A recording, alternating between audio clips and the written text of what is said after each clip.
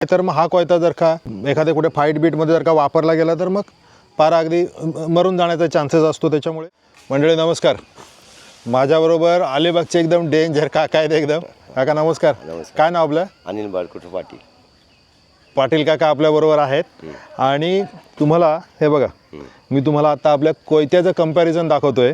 मामा पकडा, हे बघा, हा बघा, हा जो कोयता आहे हा आपला रेग्युलर कोयता जो आपण इकडे जनरली शेतांवरती वापरतो. तुम्हाला दिसतंय हा असं एवढा जाड आहे. आणि हा मामांचा कोयता. मामा हा कुठला, ह्याला काय म्हणतात? पाड्याचा कोयता म्हणतात. पाड्याचा कोयता, पाड्या शाळी पाडण्याचा कोयता, पाडेकरांचा कोयता म्हणतात किंवा ह्याला मलबारी म्हणतात. बरोबर, मलबारी कोयता, मलबारी कोयता म्हणतात. बघा हा थोडा केरळवाला.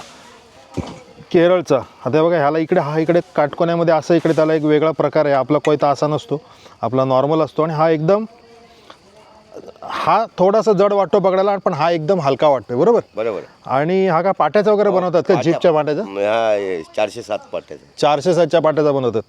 तर हा जो कोयता मामा काय याच्यामध्ये फरक काय ह्या कोयत्यामध्ये ह्या कोयत्यामध्ये? हा कोयता आहे तो पातळ असतो आणि हाच वापरतो फक्त नारळ पाडण्यासाठी. अच्छा, नारळ तोडासाठी पण चालतो. अच्छा, नारळ तोडण्यासाठी पण. आणि हा बघा केवढा छान, मी त्याला असं एकदम पितळेचं कडबिडं आहे त्याला, काय एकदम भारी आहे. आणि हा एकदम छान असा हा कोयता आहे.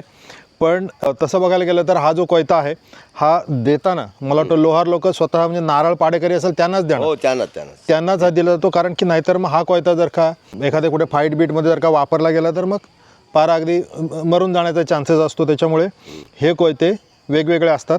हा आपला साधा कोयता आहे आणि हा आपला मोठा कोयता. बघा केवढा मोठा आहे. असं म्हणलं एवढा आपला असतो. आपला कोयता जाड आहे, हा कोयता पातळ आहे. आणि ह्याचं हँडल पण थोडं वेगळं आहे. आपल्या कोयत्याला हात धरवलेला हा बट असतो खालती, यांना असं बट नसतो खालती. छान, धन्यवाद.